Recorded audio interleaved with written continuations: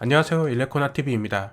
22일 현대자동차가 eGMP를 기반으로 한 첫 전기차인 아이오닉5를 공개했는데요. 아이오닉5에 관심이 많으셨던 분들이라면 이미 현대자동차가 공개한 영상과 여러 유튜버 및 기자분들이 올리신 많은 영상을 보셨으리라 판단됩니다.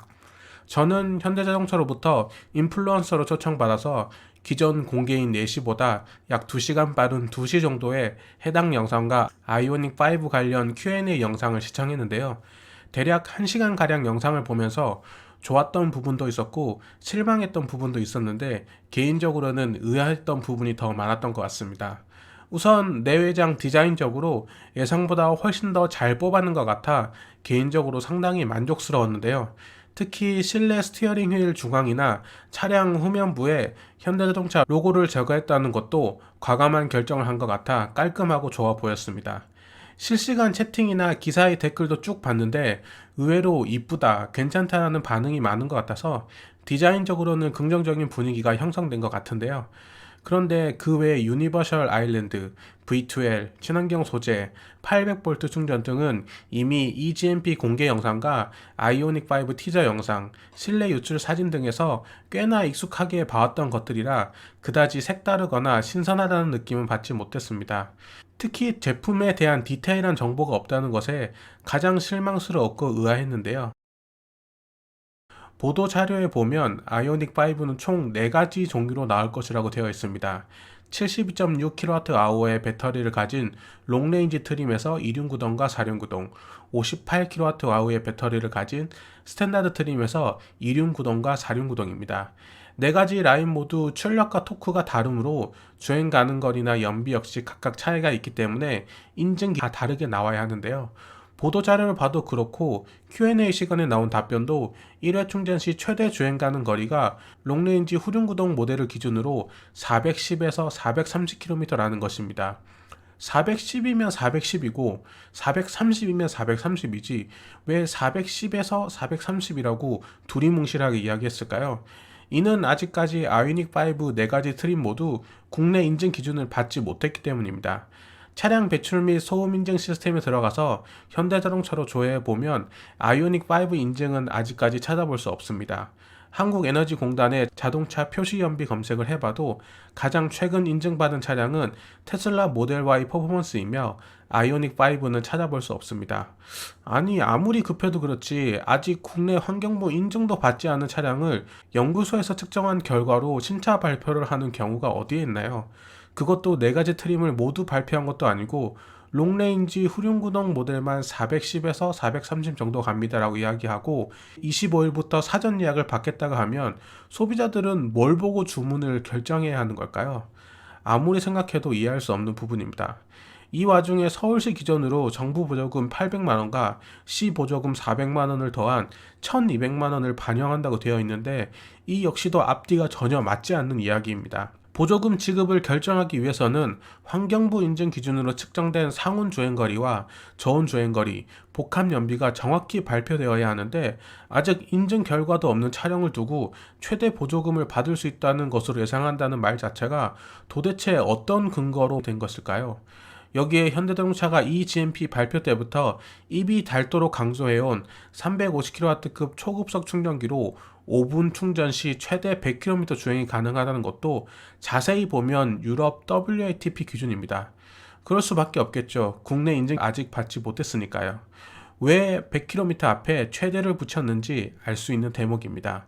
롱레인지 사륜구동의 경우 제로 100도 5.2초라고 하지만 당사 연구소 측정 결과입니다. 공식적으로 인증받지 못한 수치라는 뜻이지요. 차량 가격도 이해하기 어려운 부분이 있는데요. 보도 자료에 따르면 롱레인지 익스클루시브가 5천만원 초반, 프레스티지가 5천만원 중반이라고 되어 있는데 차량 구분은 2륜구동과 4륜구동으로 되어 있는데 익스클루시브랑 프레스티지는 또 뭘까요? 익스클루시브가 2륜인 건지 아니면 익스클루시브 내부에 2륜과 4륜을 선택할 수 있는 건지 확인할 방법이 전혀 없습니다. 또 보통 5천만 원 초반이라고 하면 5천만 원에서 5,300만 원대까지를 뜻하는데요. 하지만 보도자료에 보면 서울시 기준으로 3천만 원 후반대 금액으로 구매를 할 수 있다고 합니다. 100만 원, 200만 원이 적은 금액이 아닌데 초반, 후반이란 두리뭉실한 표현을 써가면서 굉장히 혼란을 주고 있다고 생각됩니다. 제가 2021년 전기차 보조금 정책이 발표됐을 때 옵션을 제외한 출고가를 6천만 원 미만으로 제한한다면 한 가지 걱정되는 부분이 있다고 이야기했었는데요. 바로 옵션이 없는 깡통차를 6천만 원 미만으로 설정하고 현대자동차가 잘하는 옵션 장사를 엄청 할 것 같다는 느낌이 든다는 것이었습니다. 롱레인지에서 상위 트림인 프레스티지가 5천만 원 중반이라고 되어 있어서 5,999만 원으로 맞춰져 있지는 않지만 이번 발표 영상과 보도 자료를 보면서 개인적으로 쎄한 느낌이 드는 부분이 있는데요. 루프 전체를 고정 유리로 적용한 비전 루프도 선택 사양이고 소나타 하이브리드와 같은 사양의 태양광 패널인 솔라 루프도 선택 사양으로 표기되어 있습니다. 선택 사양이란 뜻은 루프가 철판으로 막혀있는 기본 모델이 있고 옵션을 추가해야 고를 수 있다는 것인데요. 그 어떤 트림을 사더라도 루프 모양이 동일한 테슬라와는 완전히 다른 행보를 보이고 있습니다. 또 하나 결정적으로 쎄한 느낌이 들었던 것은 이 부분인데요. 사전 계약을 한 고객들에게는 추첨을 통해 500명에게 커스터마이징 품목인 실내 V2L을 무료로 장착해주는 혜택을 제공한다는 것입니다. 여기서 실내 V2L이라고 하면 2열 하단에 적용된 220V 콘센트를 뜻하는 것일 텐데요. 이 이야기는 즉 eGMP 영상부터 아이오닉 5 티저 영상까지 그토록 강조해온 실내 콘센트가 커스터마이징을 해야 하는 추가 옵션, 즉 유료 항목이라는 것입니다. 자, 그럼 실내 V2L도 유료 옵션 사양이라면 영상에 나온 실외 충전구에서 뽑아내는 V2L 역시 유료 옵션임을 예상해 볼 수 있습니다. 여기서부터 왠지 그 작은 글씨로 한 페이지를 가득 메우고 있는 현대자동차 특유의 가격표 페이지가 스멀스멀 떠오르는 것은 무엇 때문일까요? 옵션에 대한 진실은 곧 밝혀지리라 생각되니 기대가 됩니다. 마지막으로 사실 이번 아이오닉 5에서 가장 실망했던 부분이 있습니다. 이 부분은 소비자들이 전기차에게 가장 바라는 항목 중 하나이며 테슬라를 따라잡지 못할 것이라고 예상했던 부분인데요. 바로 OTA입니다. 현대자동차는 이 부분에 어찌나 자신이 없었는지 캘린더 연동, 발렛 모드 다음으로 제품 설명 가장 하단에 내비게이션 무선 업데이트, OTA, 오버 더 에어라고 간결하게 써놨습니다. 결국 아이오닉 5는 OTA를 통해 업그레이드 받을 수 있는 것은 내비게이션뿐 그 외의 모든 업데이트는 직영센터나 블루엔즈를 방문해야 한다는 것입니다. 이는 곧 현대자동차가 이 GMP를 통해 출력이나 안정성과 같은 차량의 하드웨어적인 부분은 기존 차량 대비 놀라울 만한 성장을 보였지만 소프트웨어적으로는 코나 일렉트릭에 비해 나아진 것은 내비게이션 SD카드를 뽑아서 업데이트를 하지 않아도 된다는 것뿐인 거죠. 테슬라와 비슷한 수준까지는 바라지도 않았지만 이렇게 처참한 수준일지는 더더욱 예상하지 못했습니다. 이는 향후 차량 가치에도 큰 영향을 미치리라 생각되는데요.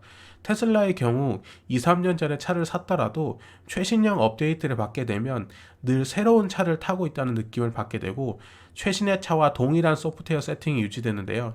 이런 특징과 경험은 차량을 중고로 팔고 살 때에도 가치를 높이는 중요한 부분입니다. 아이오닉 시리즈는 OTA가 내비게이션 업데이트에 머무르게 된다면 기존 내연기관과 같은 형태로 차가 1년, 2년 지날수록 빠르게 구형으로 전락하여 새로 나오는 시리즈에 밀려 가치가 급격히 떨어질 확률이 매우 높습니다. 여기에 만약 코나 일렉트릭의 리콜처럼 정비센터를 방문해서 업데이트를 해야 하는 경우 큰 불편을 겪게 될 것입니다.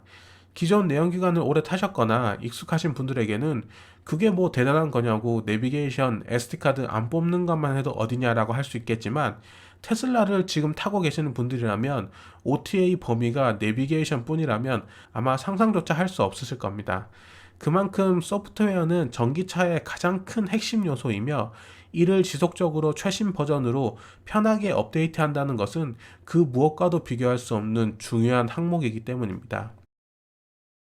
제가 타는 코나 일렉트릭의 불만을 가지고 현대자동차를 이렇게 깎아내리느냐라고 하실 수 있지만 전혀 그렇지 않습니다.